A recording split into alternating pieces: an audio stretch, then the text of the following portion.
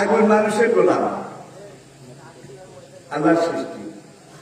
আগুনের কাজ হলো জ্বালিয়ে দেওয়া, কিন্তু আল্লাহ যদি আগুনকে জ্বালানোর শক্তি না দেন, আগুন জ্বালাতে পারে না। সবকিছু জ্বালায়, এটা আগুনের ধর্ম, নেচার, ক্ষেত্র। ইব্রাহিমকে যখন আগুনে ফেলা হলো, তখন কি আগুন জ্বালাতে পেরেছিল?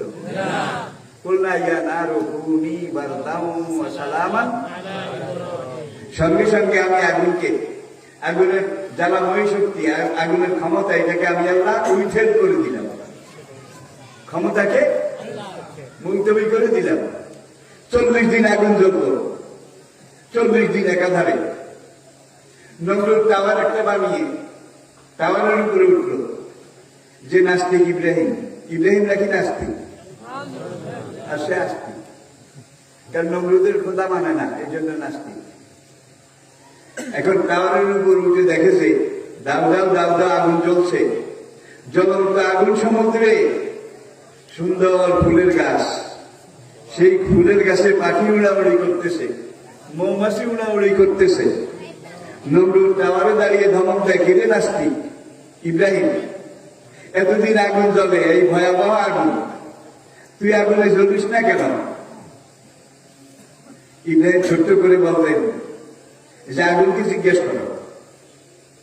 এবার নমরুদ ইব্রাহিমকে বাদ দিয়ে আগুনের সাথে কথা বলা শুরু করেছে। কিরে আগুন, তুই দুনিয়ার সবকিছু এইভাবে জ্বালাস, নিশ্চিহ্ন করো, সাইবর্ষ করে দেস, তোর এই ক্ষমতা আছে।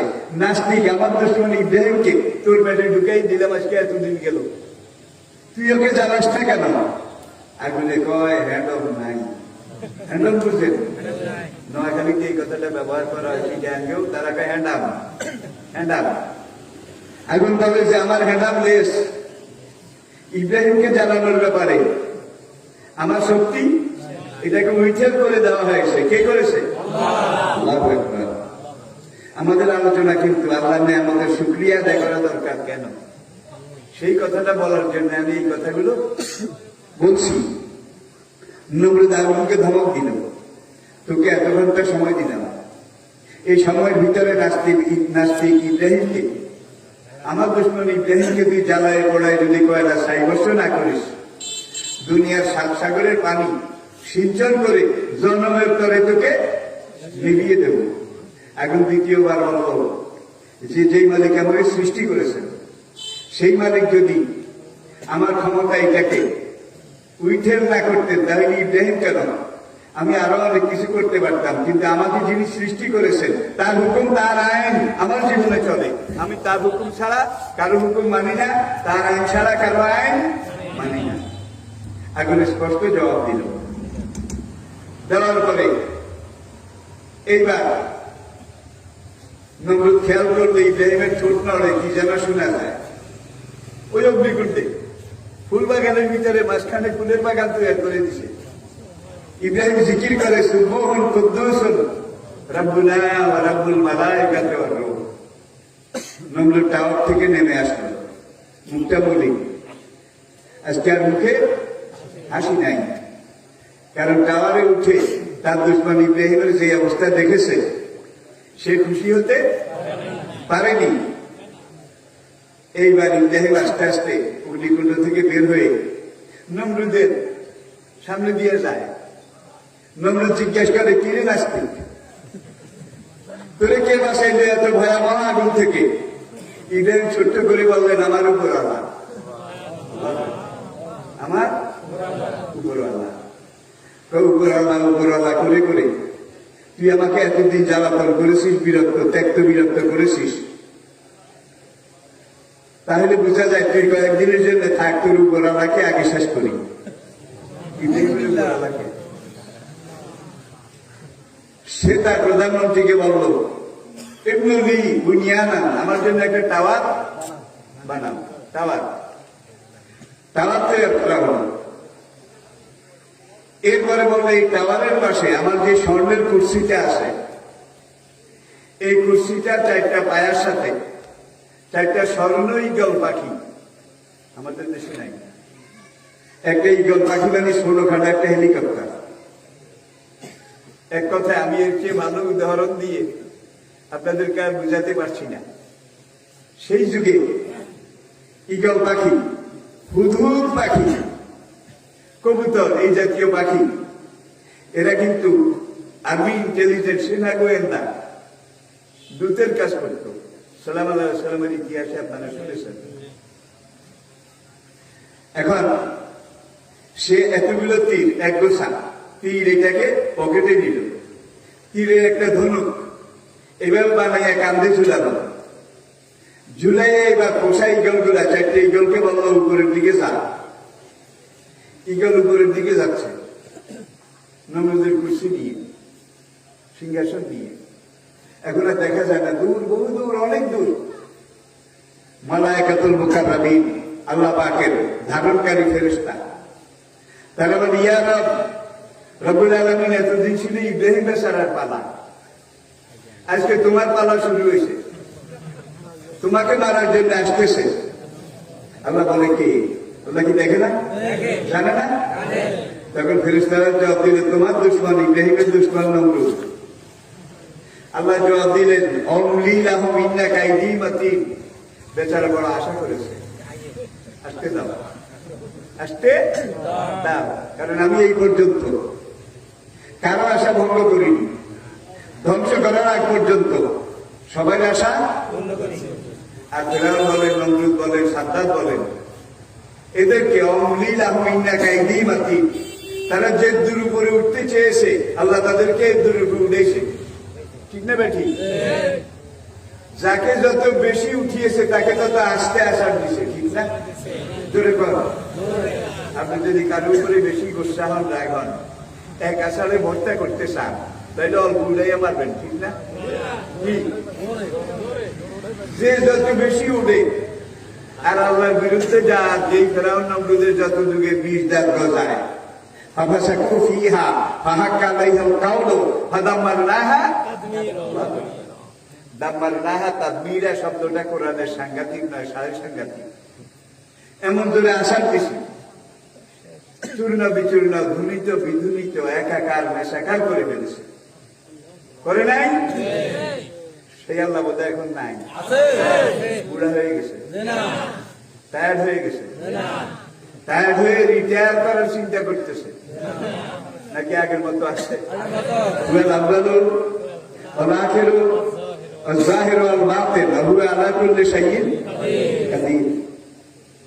কোটি কোটি অনন্ত কোটি বছর আগে তিনি যেমন ছিলেন এখনো তেমনি আসেন। সময়ের ঘড়ি তার উপর দিয়ে চলে না, তিনি সব ঘড়িকে চালান। ঠিক কিনা বলেন? এরপরে সে মনে করেছে এইবার তো আল্লাহর রাজধানীর কাছে, ঠিকানার কাছে এসে গেছে, সাঁ করে তীর মারল উপরের দিকে। আল্লাহ জিবরাইলকে বললেন, জিবরাইল তাড়াতাড়ি যাও, ওর তীরের ফলার মধ্যে 1 বিঘত পর্যন্ত টাটকা রক্ত মেখে দাও। জিবরাইল বললেন, ইয়া রব, রক্ত মেখে কি হবে? বেচারা বড় আশা করে আসছে, এখন তীরে যদি রক্ত টক্ত না করাইয়া দাও, না লাগাইয়া দাও, তাইলে বেচারার আশাটা নষ্ট হবে, মনটা ছোট হয়ে যাবে। রক্ত মাখিয়ে দাও যাতে করে সে বুঝতে পারে অপারেশন সাকসেসফুল। জিবরাইল রক্ত মেখে দিল। তীরটা রক্ত মাখা অবস্থায় তার কোলের উপরে এসে পড়ল। অন্য তীরগুলা থেকে এটাকে আলাদা রাখলো, রক্ত যেন মুছে না যায়। তাই রাজধানীতে ফিরে সেখানে আসতে ইব্রাহিমকে ডাক, ইব্রাহিমকে আনা হলো। আনার পরে এই তীরের রক্ত দেখাইয়া বলে, এই দেখ, তুই কথায় কথায় উপর আলা, তোর উপর আলা আজকে শেষ করে দিচ্ছি, দেখছিস কদ্দুর ডুবছে, করে নিচে হাঁদাইছে কদ্দুর। ইব্রাহিম আলাইহিস সালাম বলে, রব্বুল আলামিন, বেঈমানটার সাথে আমি এমনি পেরে উঠি না, এরপরে তুমি আবার ডকুমেন্ট দিয়ে দিলা। আল্লাহ এই জন্য ডকুমেন্ট দিছে। নমরুদ মনে করেছে অপারেশন সাকসেসফুল, ইব্রাহিমের আল্লাহ মরে গেছে, এখন সে আল্লাহর এই জমিনে যা ইচ্ছা তা করবে এবং করতে পারবে। ঠিক কিনা বলেন ভাই? ইতিহাস অনেক লম্বা, এখান দিয়ে আমি সামনে গেলে আর বাকি কথা থেকে যাবে। 40 দিন পর্যন্ত ল্যাংলা মশাই তার মগজ খাইছে, ল্যাংলা মশাই 40 দিন মগজ খাইয়া মশাটা এখন মুরগির মতো বড় হয়ে গেছে। মগজটা পুরাই কিন্তু চর্বি, মুরগির মতো বড় হয়ে গেছে। আমি কিন্তু সব কথা ছেড়ে দিয়েছি। এইবার যখন সে প্রথম ঢুকেছিল তখন আল্লাহ মূসাকে বলেছিলেন, মূসা একত্রে মারিস না, একটু সময় নিয়ে আস্তে ধীরে কায়দা মতো। মূসাকে বললেন যে প্রথম গিয়ারে সুইচটা আলা, প্রথম গিয়ার। লেগা প্রথম গিয়ার মারল। নমরুদ বলে গেলাম মাথা শেষ, তোরা আমার মাথা টিপ, মাথা চিপ। সবাই টিপে চিপে কত রকম সেবা শুশ্রূষা করে। পরে আল্লাহ বললেন লেগা সেকেন্ড গিয়ারে যা। মূসা যখন সেকেন্ড গিয়ারে সুইচ চালাইল, এবার টিপা টিপিতে হয় না, ব্যথা এত বেশি। তোদেরকে ক্যান্টনমেন্টে রেখে এত মুরগি খাওয়াইলাম গোটা গোটা, এত খাসি এত গোস্ত খাওয়াইলাম, তোদের হাতের জোর কোথায় গেছে? খোদা হুজুর দেখেন হাত নাই, আপনারে বানাইতে বানাইতে ডলতে ডলতে দলা মলায় হবে না, মার ধীরিব এদিক থেকে চারিদিক থেকে মার। এখন তার বডিগার্ড যারা সেনাবাহিনীর, যারা তার রক্ষক, তারা এইভাবে ঘুষি মারে। এই ঘুষি মারা অবস্থায় আল্লাহ ল্যাংলা মশারে কয় থার্ড গিয়ারে যা। সুইচ কিন্তু আস্তে আস্তে গিয়ার বাড়ে। থার্ড গিয়ারে যখন গেছে এখন ঘুষি টুসিতে হয় না। তোদের হাতের জোরে গেছে, ঠিক আছে আমি মাথাটা নিচে নামাই, তোরা দৌড় দিয়ে এসে দুড়ুম করে আমার এখানে লাথি, এখানে লাথি, এখানে লাথি, এখানে লাথি। যখন এই গুড় জুতা দিয়ে লাথি শুরু করেছে, মাথার মগজগুলা বোটা থেকে খসে, বোটা থেকে ছিঁড়ে রক্তের সাথে মিশে এখন একেবারে পাতলা হয়ে গেছে। এখন ঘুষি মারে নাক দিয়ে বের হয়, ঘুষি মারে কান দিয়ে বের হয়, মগজ আর রক্ত মিশানো। ডাবলার কষা ডাবলারিকের মতো বের হয়। এইবার আল্লাহ মশাকে বললেন এইবারে স্পেশাল গিয়ারে না। স্পেশাল গিয়ার বুঝলেন, গাড়ির চালক যারা আছেন, এই ব্যাপারে অভিজ্ঞতা যাদের আছে, স্পেশাল গিয়ার এমন এটা যখন যাওয়া হয় তখন জিপ গাড়ি ছোটখাটো খাল লাফাইয়া চলে যায়, খাল নাম কোনো কিছু এটা পরোয়া করে না। স্পেশাল গিয়ারে যখন মারে তখন এখন আর এই লাথি টাথি এগুলা কাজ হয় না। হাতের বল গেছে, ঠ্যাঙের জোরও গেছে, এটা শক্ত কিছু নাই। এখন বডিগার্ড সেনাবাহিনীর লোকেরা বললো, খোদা হুজুর একটু আগে মশার আক্রমণে তো আপনার পুরো দেশ সব করলো খালাস, বিলীন নিশ্চিন্ন হয়ে গেছে। তো মরার আগে সেনাবাহিনীর কিছু বুট জুতা আছে, কিছু বন্দুকের বাট গাদা এগুলো আছে। বন্দুকের বাট যেটা শক্ত কাঠের তৈরি ভারী এটা লও, আর বুট জুতা যেটা ওজন বেশি, তলায় বুট পিন মারা আছে, পিতল পিন মারা আছে, এটা লও। এবার এগুলো এলাকায় এদিক থেকে দিলিম, এদিক থেকে দিলিম, আজকে 40 দিন পুরা হচ্ছে। যখন মারামারি শুরু করেছে মাথার খুলি ফেটে গেছে। খুলি যখন ফেটে ফাঁক হয়ে গেছে, ভিতর থেকে ওই মুরগি হালায়। মুরগি চিনছেন তো?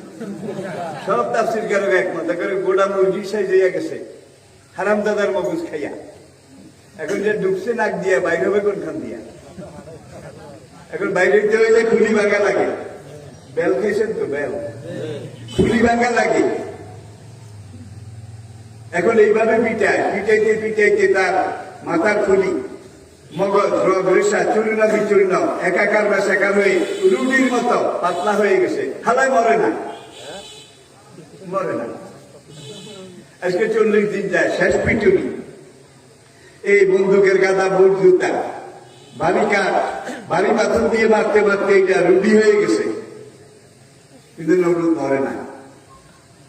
মালায়েকাতুল মুকাররামিন আরশের বাহক ফেরেশতারা বলে, ইয়া রব মা হাযা রাজুল, এই লোকটা কি হইল? 39 দিন মাইর খেয়েছে, আজকে তো শেষ মাইর। খেতে খেতে মাথাটা হাড় গোড় সব রুটির মতো হয়ে গেছে, মরে না কা? আল্লাহ কা মরবো, এখনো কিছু রস বাকি আছে, এটা বাইর করে নেই। রস বাকি বুঝেন? রস বাকি আছে, সেটা বের করে নেই।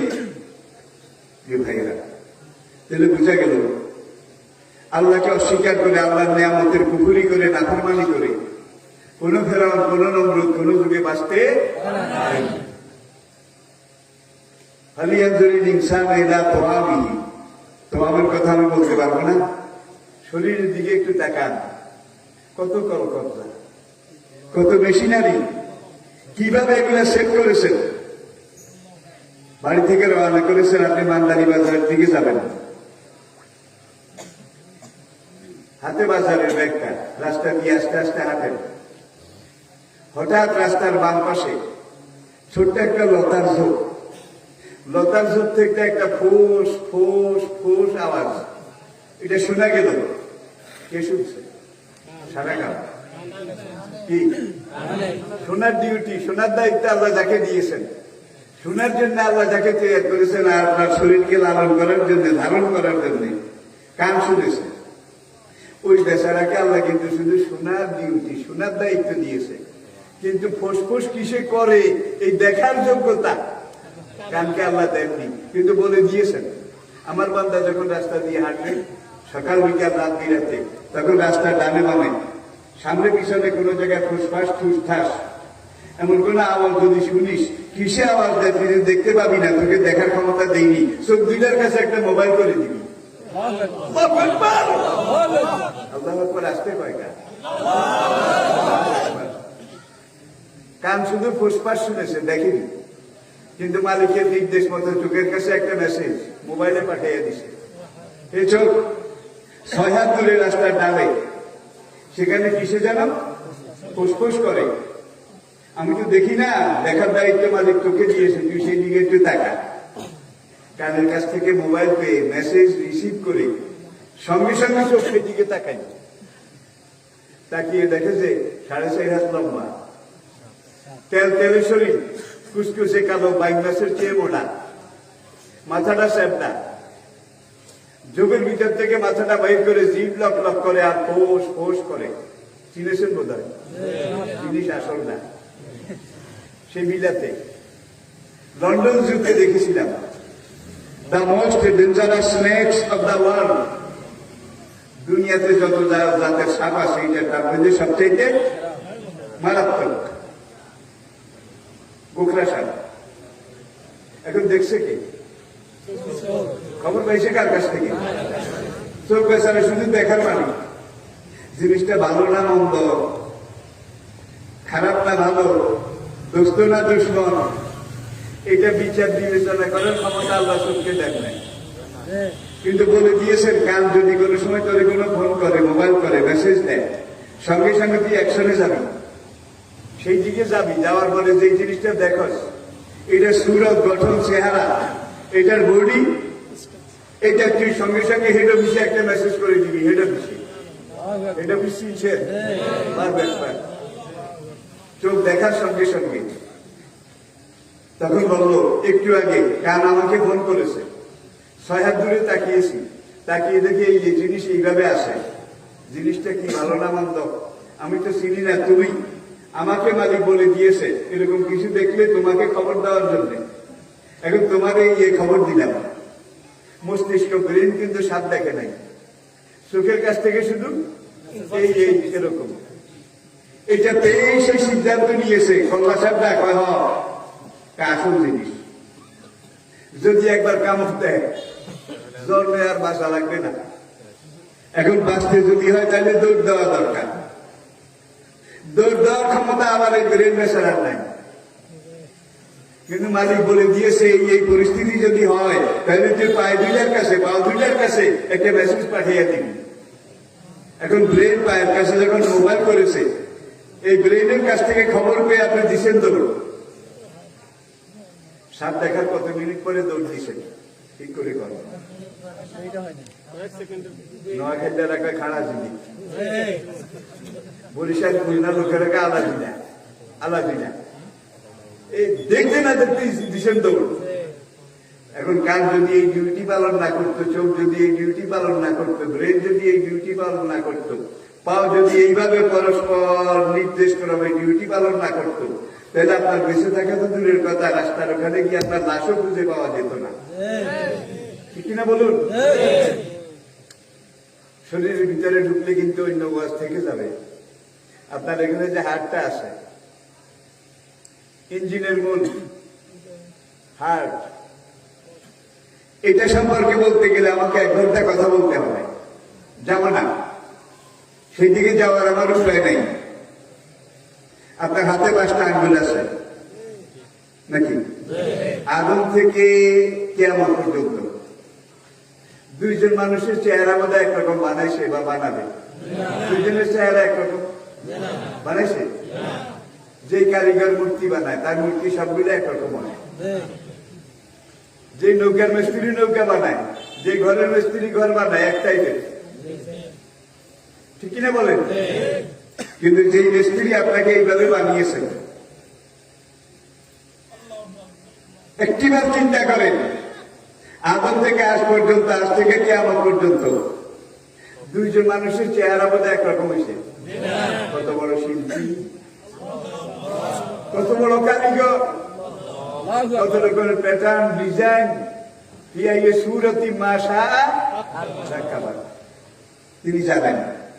আল্লামা জামিউল্লাহ জামশরী রহমতুল্লাহ আলাইহি তাফসীরে কাশফে লিখেছেন, মানুষের চেহারা দুটো যদি একরকম হতো, আল্লাহ একরকম বানাইতো, হাসরের ময়দানে গুটাগুটি ঠেলাঠেলি শুরু হইত। আল্লাহ আমলনামা হাতে দেবেন, ইকরা কিতাবা কাফা বিনাফসিকা আল-ইয়াওমা আলাইকা হাসিবা। আমি কিন্তু আয়াত বলতেছি, প্রত্যেকটা কথায় কোরআনে আয়াত বলতেছি, কিন্তু তর্জমা করতে পারতেছি না সময়ের অভাবে। বুঝলেন যে এই আয়াত এই কথার সাথে সম্পৃক্ত।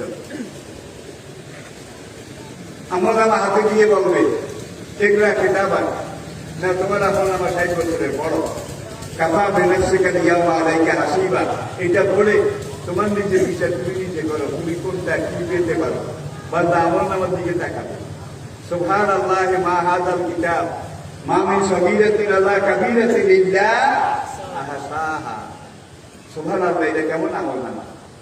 জীবনে কোন দিন কোন রাস্তা দিয়ে হেঁটেছি, কোন দিকে কয়বার তাকিয়েছি, কয়টা কদম দিয়েছি, কয়বার নিঃশ্বাস ফেলেছি, চোখে কতবার পলক বাইরাতা মারা বাইরাতা, এটা মেরেছি, কয়বার ডুব গিলছি, এগুলো লেখা আছে। এরপরে কাজ করবো, কোন দিকে তাকাইছি, কোন নিয়তে তাকাইছি, এগুলো সব লেখা আছে না নাই? এখন দেখে যে লাল দাগ বেশি, লাল দাগ বুঝেন, বাসার আশাও নেই, উপায়ও নেই। সবুজ দাগ একেবারে নাই বললেই চলে, লাল দাগ, এখন বাঁচতে পারবে না। এখন হাসরের ময়দানে তেড়ামি বিটকেমি শুরু করবে, রব্বুল আলামিন এই আমলনামা আমার না। দেখছেন কেমন এত গুনার কাজ, এত লাল দাগের কাজ, এত পাপের কাজ আমি করি নাই। তোমার কেরামান কাতিবিন 2 ফেরেশতা আমার সাথে দুশ্মনী করে আরেকজনের গুনাহ, আরেকজনের পাপ, এগুলো আমার খাতার মধ্যে লিখছে। রব্বুল আলামিন তুমি মেহেরবানি করে আমার 60 বছরের আমলনামার খাতাটা আমার একটু রি-এক্সামিন করো, রি-স্ক্রুটনিং করো। আল্লাহু আকবার, আল্লাহ কত দয়ালু। আল্লাহ বলবেন, ইয়া আব্দি, ওরে বান্দা আমার, যা তোরে সময় দিলাম। হাসরের ময়দানে খুঁজে তোর এইটা হলো 60 বছরের আমলনামা, এইটা, আর এইটার পাশে এইটা তোর মুখের একটা ছবি, ইন্টারন্যাশনাল পাসপোর্ট, মুখের একটা ছবি আমি লাগিয়ে দিয়েছি।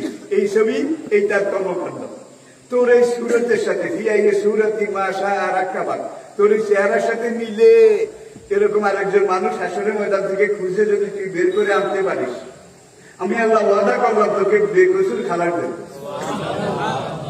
খুঁজতে নামবে পাওয়া যাবে যদি এই চেহারার আরেকজন একটু ধরে এনে বলতো, রব্বুল আলামিন আমি নাই বেটা, এই কথা বলার কোন কায়দা আছে?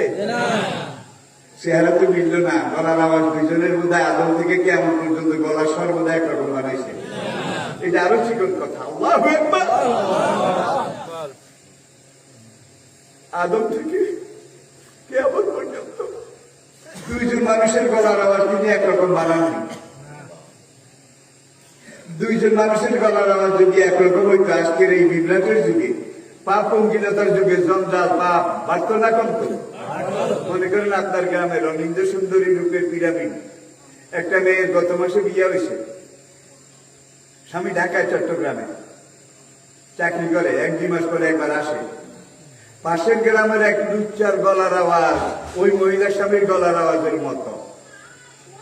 বিপদ কমতো, জবাব দেয় না, কমতো না বাড়তো? ওই লুচ্চা বদ নিয়তে রাত 2টার সময় এসে মহিলার দুয়ারের কলিং বেল টিকল, দুয়ারের কড়া নাড়ালো, ঘুমঝুম চোখে মহিলা জিজ্ঞেস করলো, কে গা তুমি? মহিলা ওই লুচ্চা এখন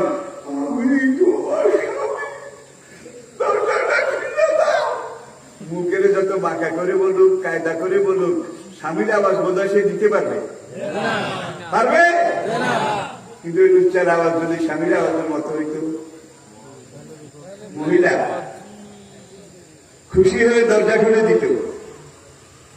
রেল স্টেশনে সিগন্যাল ডাউন করে দেওয়ার পরে বিনা বাধায় ট্রেন প্ল্যাটফর্মে গিয়ে ঢুকে যেত, ঠিক কিনা বলেন?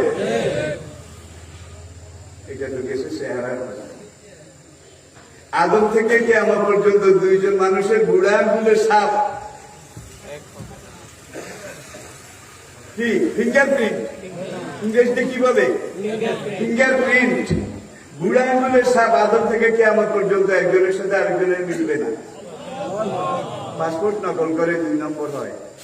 জেদ্দাতে আমি বিভিন্নবার বিভিন্ন সময় দেখেছি, জাল পাসপোর্ট, কল্লাকাটা পাসপোর্ট তৈরি করার জন্য সেখানে দোকান আছে। সৌদি পুলিশ জেলার কেরলা পাস চুপিয়ে চুপিয়ে তারা 2 নম্বর পাসপোর্ট বানায়। দুনিয়ার অন্যান্য দেশেও অনেক দেশে আছে। যখন এইটাকে কোন রকম থামানো গেল না, রোখানো গেল না, তখন সারা দুনিয়ার আন্তর্জাতিক নেতৃবৃন্দ তারা বললো যে শুধু ফটো এটা হলে হবে না, আঙ্গুলের ছাপ লাগবে, ফিঙ্গারপ্রিন্ট। কল্লাই দেখে যে আরেকজনের কল্লা লাগায়, কিন্তু আঙ্গুলের ছাপ এটা কেটে আরেকজনের ছাপ লাগাতে পারবে না। ভাই, এই করোনার আগে আমি এখান থেকে গিয়েছি সিঙ্গাপুর, সাঙ্গি ইন্টারন্যাশনাল এয়ারপোর্ট। সেখানে ভাই কত জায়গায় পাসপোর্ট এটা একদম দেখে রেখে দিয়ে এবার শুধু আমাদের জায়গায় জায়গায় শুধু আঙ্গুলের টিপ। এখন দেখি যে তারা এইভাবে গ্লাস দিয়ে আমার পাসপোর্টের আঙ্গুলের টিপ আর এটা মিলায়। ভাই, এটা নকল করা সম্ভব নয়। যার জন্যে আল্লাহ রাব্বুল আলামিন এক বাপের 10টা ছেলে, 5টা ছেলে, 5টা একরকম, ঠিক না? দেখতে একরকম, আওয়াজ একরকম, মেজাজ একরকম। তাইলে যত মানুষ তত মন, তত মানসিকতা। জোরে বলেন ঠিক কিনা? পরিশেষে এটা দিয়ে শুরু করেছিলাম। আল্লাহ নিয়ামত একটা একটা করে জন্মের পর থেকে যদি গণনা করো, লা তুহসুহা, গণনা করে শেষ করতে, যেই নিয়ামত গণে শেষ করা যাবে না, সেই নিয়ামতের বোধহয় শুকর আদায় করে শেষ করা যাবে। করে বলে তাইলে আপনাকে আল্লাহ এত এত এত এত নিয়ামত দিয়েছেন। আপনার উপরে প্রথম ফরজ যেটা আপনি বলবেন, লা ইলাহা ইল্লাল্লাহ, আল্লাহ ছাড়া করে ইলাহ নেই, মাবুদ নেই, খালেক নেই, মালিক নেই, সৃষ্টিকর্তা নেই, পালনকর্তা নেই, হুকুমদাতা নেই, আইনদাতা নেই, বিধানদাতা নেই, ইল্লাল্লাহ একজন ছাড়া। এটা ছিল ইব্রাহিমের কালেমা, এটা ছিল সকল আম্বিয়া কেরামের কালেমা, এটা নবী মুহাম্মদ সাল্লাল্লাহু আলাইহি ওয়াসাল্লামের কালেমা, ঠিক না ঠিক? তাহলে এই কালেমা তো আমরা মানি।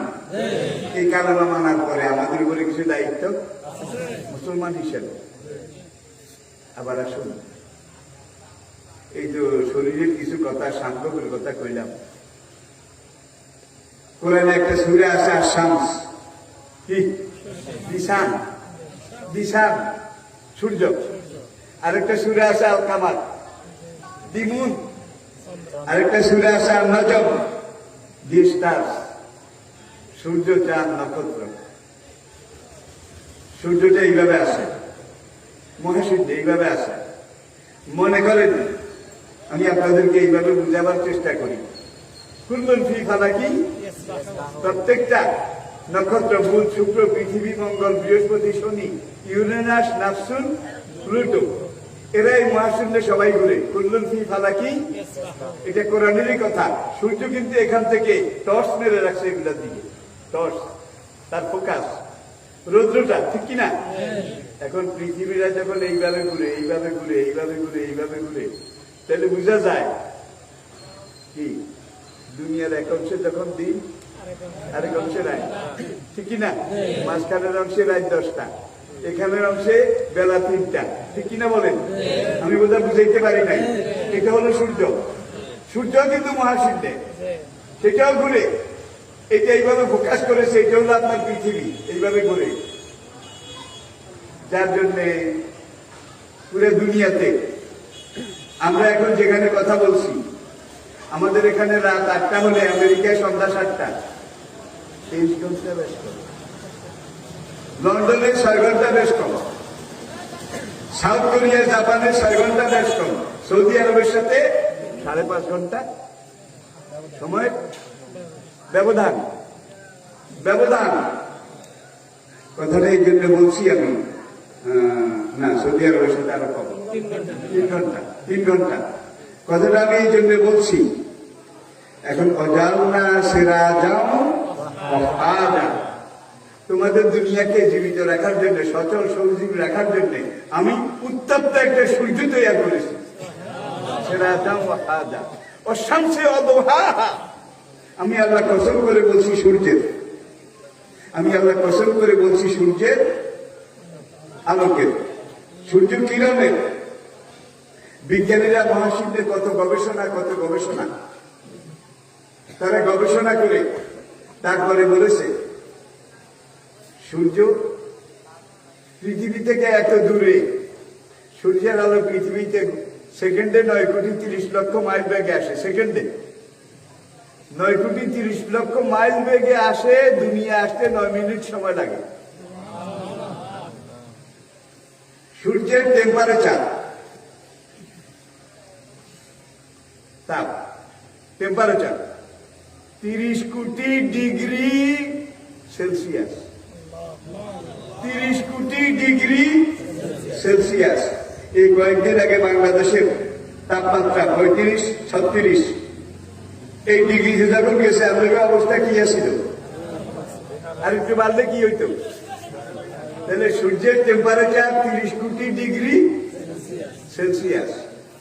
বিজ্ঞানীরা পরীক্ষা করে স্বীকার করেছে প্রতি সেকেন্ডে 30 কোটি ton hydrogen gas, I repeat, প্রতি সেকেন্ডে 30 কোটি টন হাইড্রোজেন গ্যাস সূর্যের জ্বালানি হিসাবে লাগে। সেকেন্ডে 30 কোটি টন, মিনিটে, ঘন্টায়, দিনে, মাসে, বছরে। একদল বিজ্ঞানী বলছে সেকেন্ডে 30 কোটি টন। কোন দিন জানি গ্যাস শেষ হইয়া যায়। গ্যাস শেষ হইলে তো সব শেষ। বিজ্ঞানীরা বলে তাহলে সূর্যের চারিদিকে কি পরিমাণ গ্যাস আছে, এটার একটু স্টাডি করা, পর্যবেক্ষণ করা দরকার। সূর্যের চারিদিকে কি পরিমাণ হচ্ছে হাইড্রোজেন গ্যাস, সূর্যের জ্বালানি।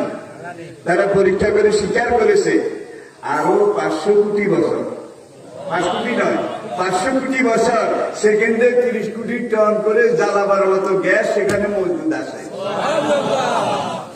ভাই, একদিনে তো সব কথা বলা যায় না।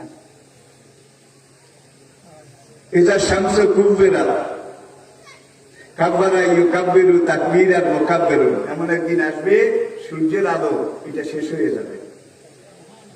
ওয়াইযা নুজুমুন কাদারাত, আসমানের প্রত্যেকটা নক্ষত্র, এগুলোর কিরণ আলো শেষ হয়ে যাবে।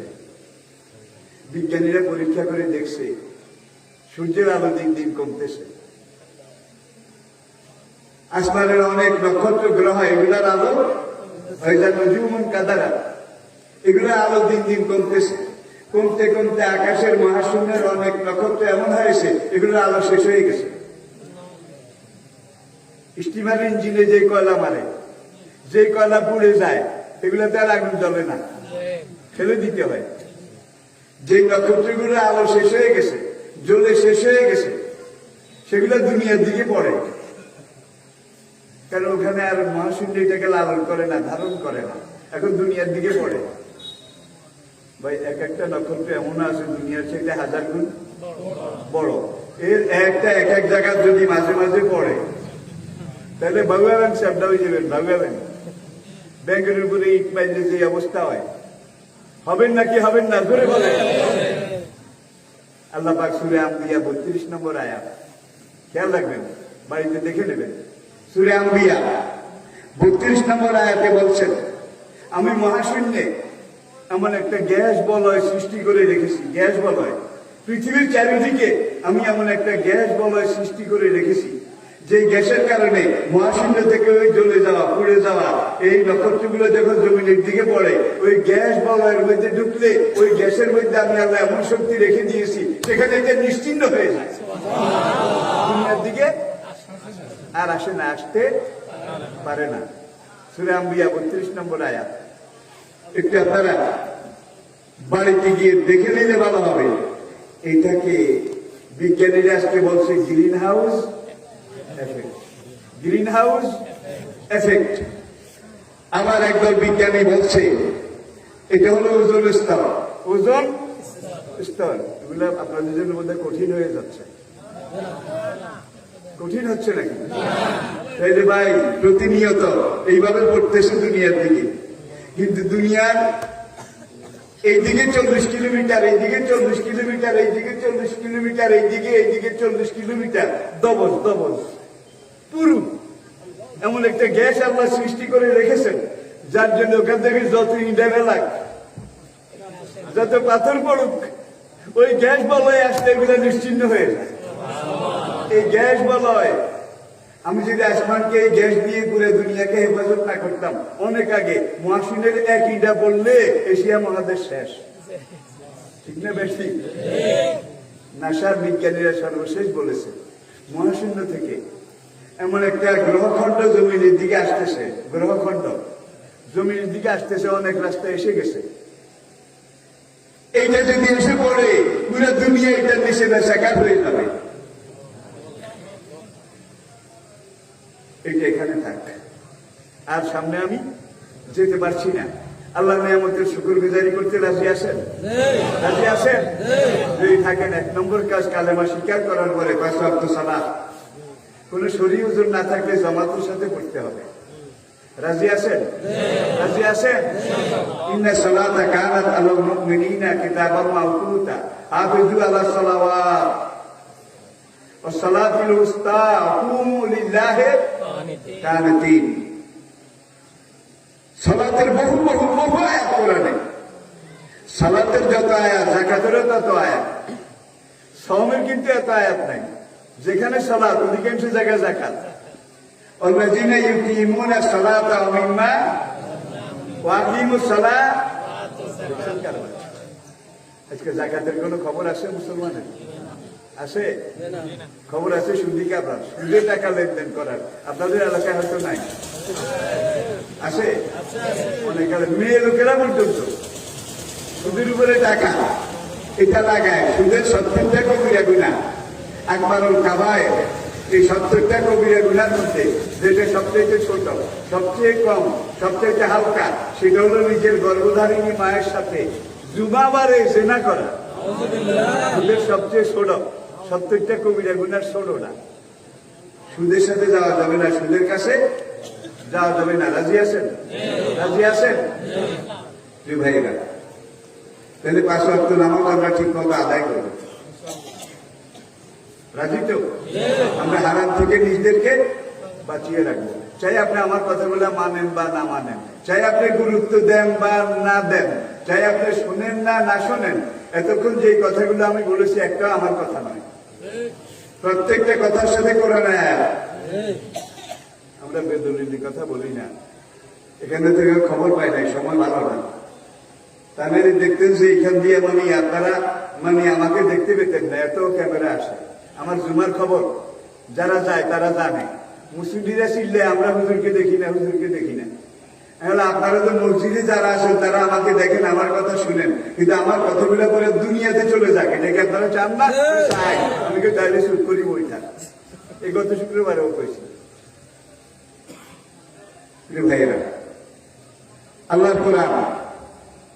আজকের বিজ্ঞান, অধিকাংশ বিজ্ঞানী নাস্তিক, অবশ্যই, ঠিক কিনা? তারা কোরআনের উপরে রিসার্চ করে, গবেষণা করে, আর তারা আজকে যত কিছু বানিয়েছে, বানাচ্ছে, তাদের রিসার্চের প্রধান কেন্দ্র হইল এবং তারা স্বীকার করে holy Quran is the super book of the world. কোরআনের মতো জ্ঞান গর্ব, এত মহাজ্ঞানের কথা দুনিয়ার অন্য কোনো গ্রন্থে নাই। আর কোরআন যার মাধ্যমে আমরা পেয়েছি, Muhammad is the superman of the world, encyclopedia Britannica 9th edition, নবম খণ্ডের মধ্যে তারা লিখেছে, as a religious teacher, as a founder, as a ruler, as a leader, as a commander, as a lawgiver, as a lawmaker, Muhammad, Allah bless him, peace be on him, is the superman of the world. Muhammad sallallahu alaihi wasallam জগতের সর্বোচ্চ ইনসানে কামেল, পরিপূর্ণ মানুষ। এই নবীর জীবনে এমন কোন ঘটনা নাই যেটা আপনার জীবনে না ঘটে। ডাইরেক্ট হোক ইনডাইরেক্ট হোক, বুঝে বলেন আর না বুঝে বলেন, কেমন পর্যন্ত আপনার আমাদের জীবনে যত ঘটনা ঘটবে, নবীর জীবনে আল্লাহ তার সব ঘটাইছে। আর সব ঘটনার সূত্রপাত যতগুলো ঘটবে কোরআন আল্লাহ সেগুলো বলে দিয়েছেন। সময় ইন্টারভিউ দিচ্ছে বোধ হয়, আপনাদের মধ্যে অসুবিধা হচ্ছে? আচ্ছা ভাই, কোরআন তো ধর্মের কথা, নামাজ রোজার কথা, হজ জাকাতের কথা, দিন শরীয়তের কথা, জীবনের কথা কোরআনে নাই। জগতের কথা, সমাজের কথা, রাষ্ট্রের কথা, দেশের কথা, দশের কথা আসে নাকি নাই? আসে তো। কোরআনে নাই এমন কোন কথা আপনার জীবনে নাই কি?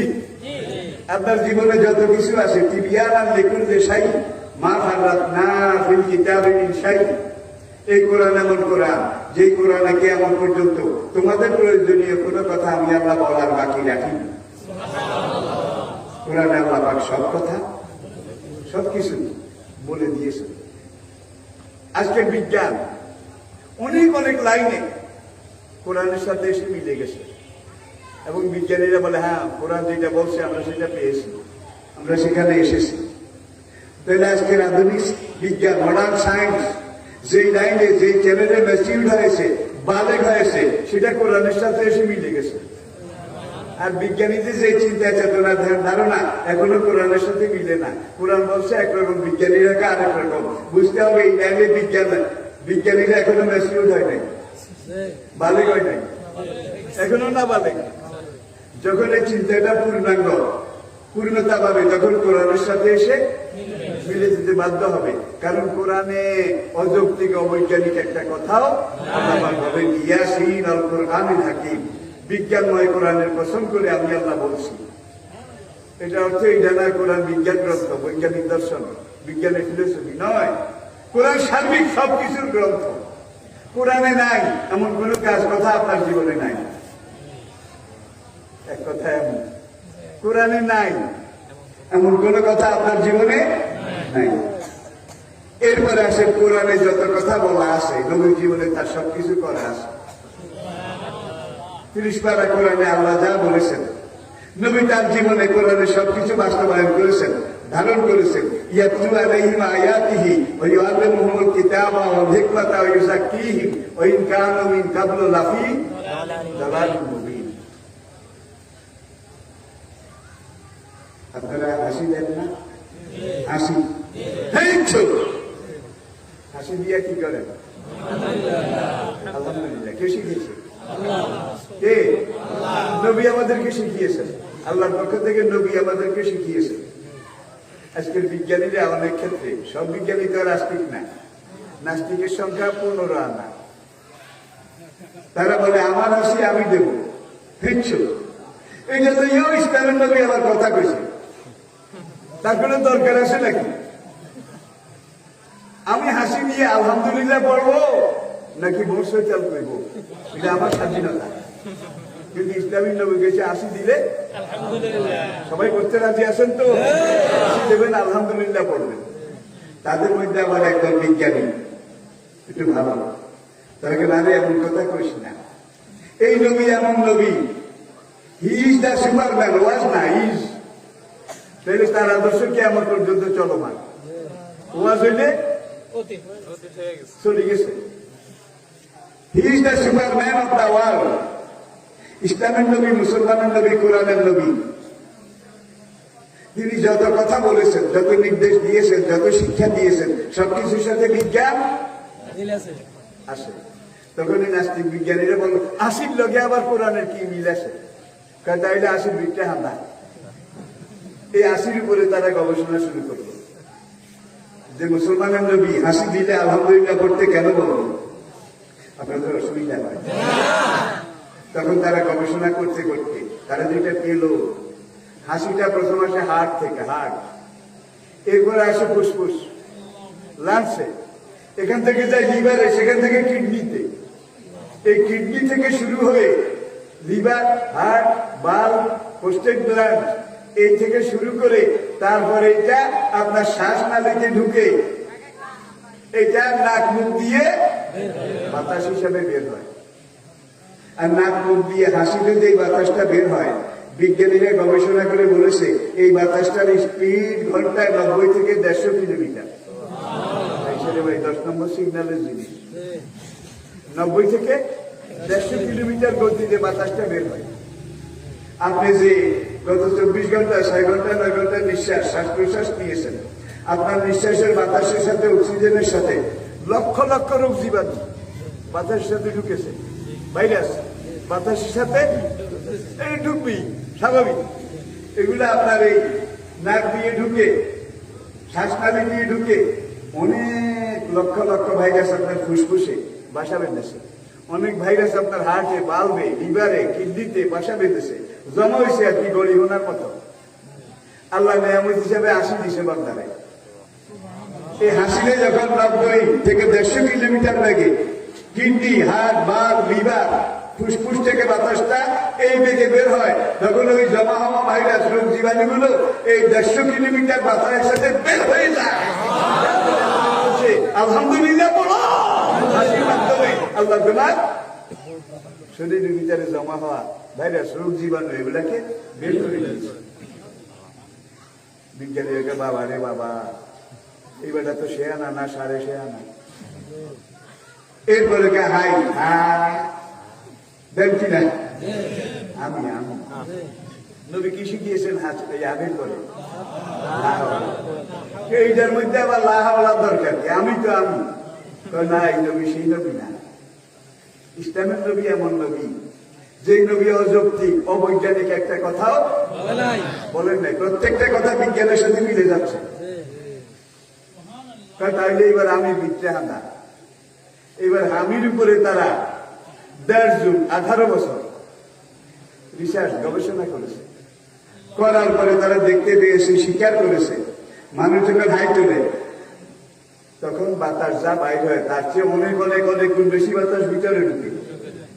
কি এখন এই বাতাসের সাথে আবার কিন্তু হান্দাইছে কি ভাইরাস, রোগ জীবাণু আবার ঢুকছে।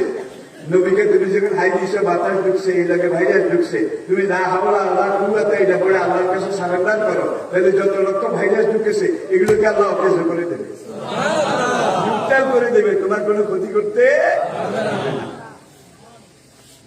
প্রিয় ভাইরা, এইভাবে আমি যদি বলতে যাই, সারা রাত বললে, সারা বছর বললেও কথা শেষ হবে না। সব কথা শেষ কথা আমরা ঠিক মতো 5 ওয়াক্ত সালাত আদায় করব। সবাই রাজি আছেন? আর এখন বাজারে, হাটে বাজারে তো আমার খুব একটা যাওয়ার সুযোগ হয় না, যাইও না। তবে মানুষের কাছে খবর পাই, বাজারে গেলে কোনো লাভ নাই, মেয়ে লোকের জন্য দোকানে ঢুকে যায় না। আপনাদের এলাকা হয়তো বা নাই, জাহেলিয়াতের বাকি রইল কি? এরপরে নেট, ইন্টারনেট, আজকের আধুনিকতা, বিজ্ঞান আমাদেরকে যা দিয়েছে তার চেয়ে লক্ষ গুণ বেশি কেড়ে নিয়েছে। এই মোবাইলের কারণে একজনের বউ আরেকজনের বোন লাগে, 2-3টা বাচ্চা রেখে চলে গেছে, এমন ঘটনা আসে না? নাই। স্বামী বিদেশে, নতুন বিয়ে করে সংসার কয়েক বছর করার পরে বিদেশে গেছে, ঘরে 2-3টা বাচ্চা, সন্তান আছে।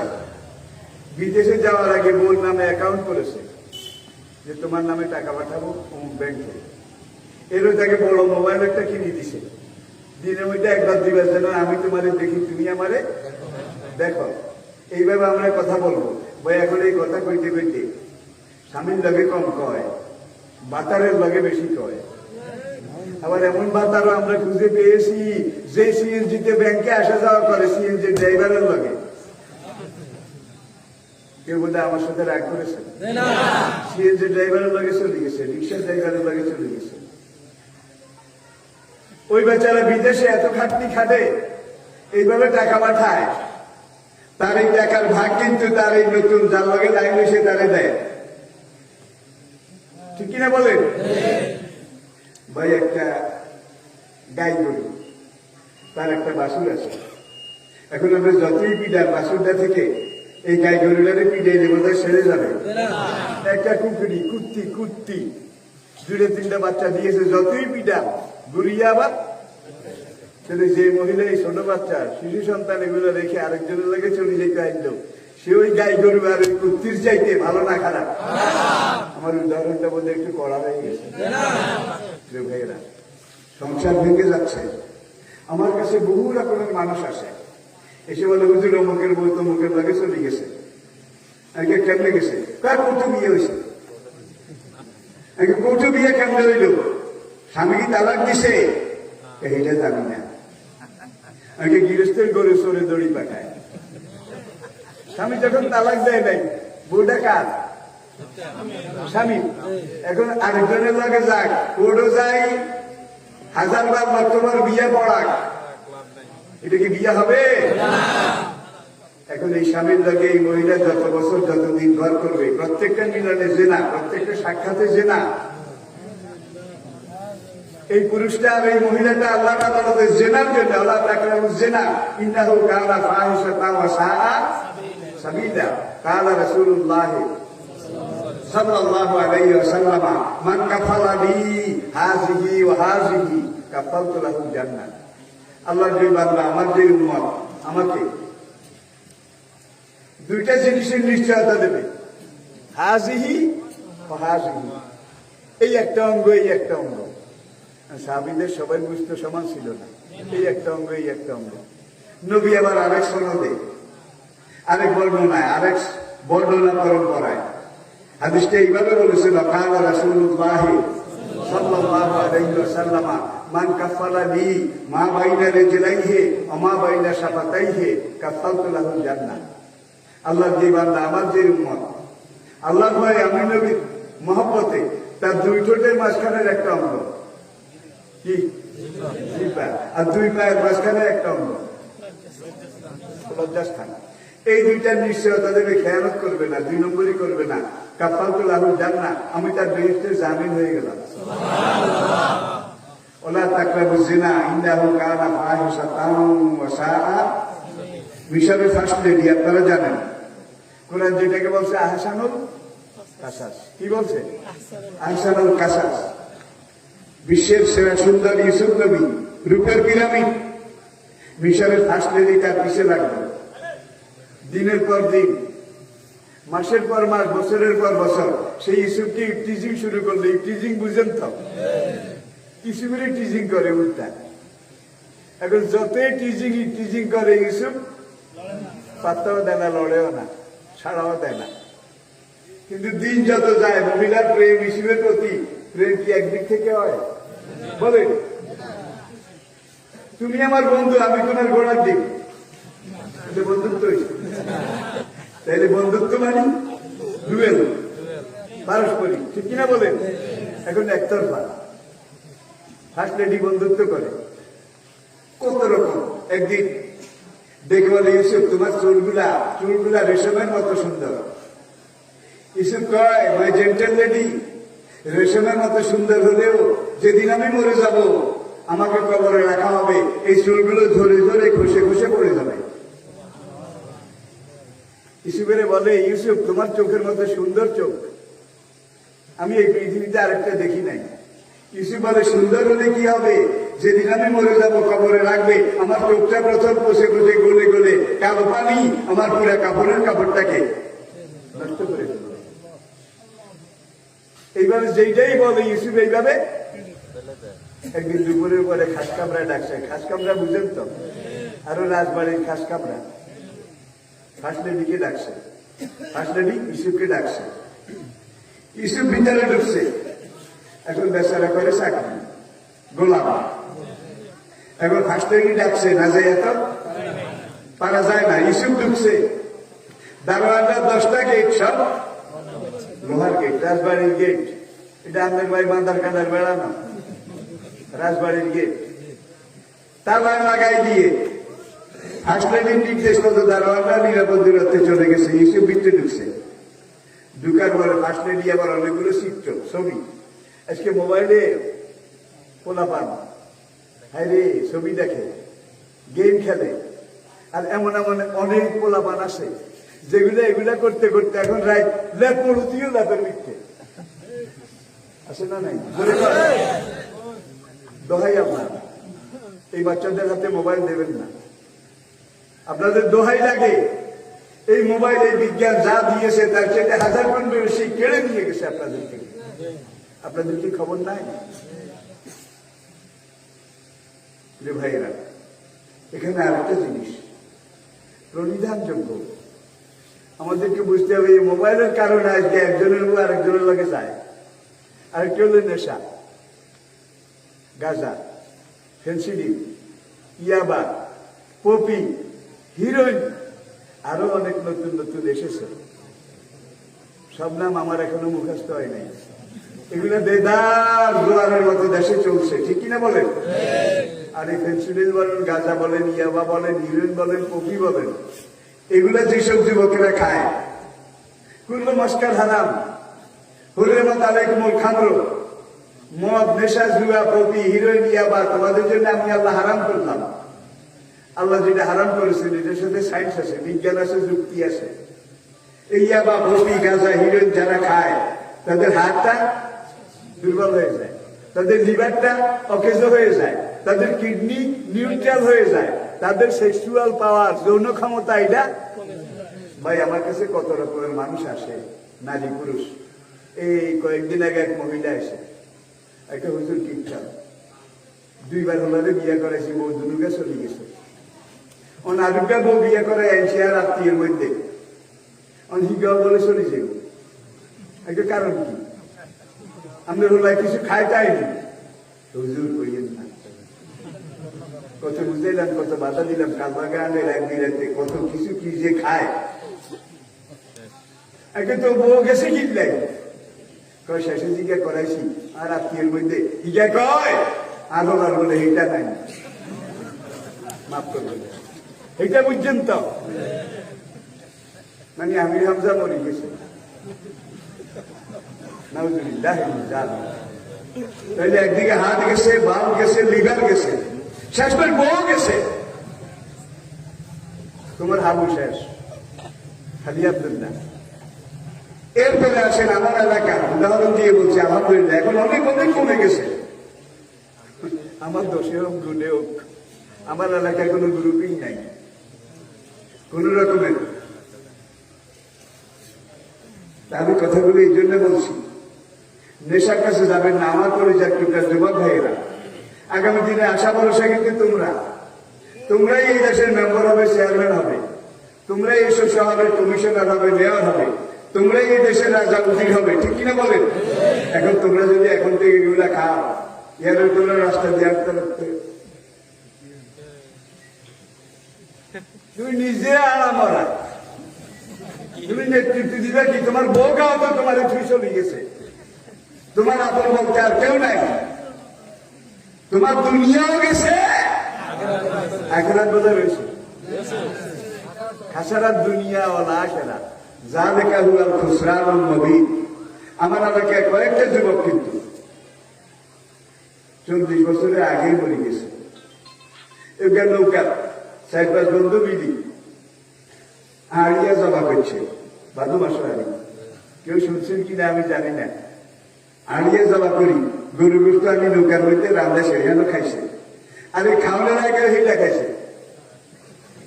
এটা বুঝছেন তো? দুর্গা নৌকার মধ্যে মরে গেছে। এগুলো ইতিহাস। 40-এর আগে কোন যুবক মরতে চাও নি? মরতে চাও? তাহলে এগুলোর কাছেও যাই না, তোমার আল্লাহ দোহাই লাগে। নেশার কাছে যাওয়া মানে ওলা তুলকু বেআইদিকুম ইলা তাহলুকাতি, তোমার মরণ তুমি ডেকে আল্লাহ, তোমার সংসার তুমি আগুন শেষ করে দিলা। দুর্গা বউ চলে গেছে, আর দুর্গা বউ আনছে, হিগাও চলে যায়। জিজ্ঞাসলাম কি গো যায় কি হিগার বলে এইটা নাই, তাহলে তোমার আমও যাইব, সাদাও যাইব, তোমার ব্যাপারে আমি যাব না। এই এলাকার যুবক তরুণদের কাছে আমার অনুরোধ থাকবে, তোমাদের হাত ধরি, খবরদার এই নেশার মধ্যে কেউ যদি মুখ দিয়া থাক, তাড়াতাড়ি ফিরে আসে। রাজি আছেন? সবাই রাজি আছেন? নেশা করা যাবে না, বেপরদিকি মা বোন তাদেরকে সামলাইতে হবে। আর দইশো লাই খুলুন যান না। আপনার মেয়ে যদি বাজারে গিয়ে মার্কেটিং করে না, কাশিয়াতিন আর রিয়াতিন মুমিলাতিন মায়েলাত, ওরে ওর না বারবার হেঁটে লড়ি যায়, আবার উঠায়, আবার পড়ে যায়, আবার নিচের দিকে রেলে কেরম দেয়া যায়। কাশিয়াতিন আর রিয়াত, নবী কত বড় সাইন্টিফিক, কত বড় দার্শনিক। মুমিলাতিন মায়েলাত, আর দর্শকের দিকে তাকায়। আমি যে হাজি গুজি বাইরে এলাম, কি মানুষের হাত দিকে দেয় দেখি না, এরকম আসে না নাই? এরকম আসে না নাই? মানুষের একটু বেশি রেলে তাইলে কাজকার হাজারটা আমার মা দুর্গার মতো হয়েছে, মা সরস্বতীর মতো হয়েছে। সবাই আলহামদুলিল্লাহ করেন। এইসব মহিলার যারা মেয়ের পিতা, স্ত্রীর স্বামী, আত্মীয় স্বজন, অভিভাবক,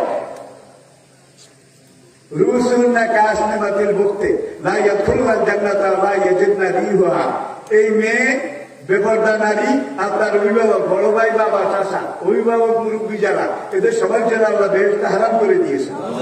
এরা জান্নাতে যাওয়া তো দূরের কথা, 40 বছরের রাস্তা দূর থেকে জান্নাতের সুঘ্রাণ পাওয়া যাবে, কিন্তু এরা বেহেশতের ঘ্রাণও পাবে না।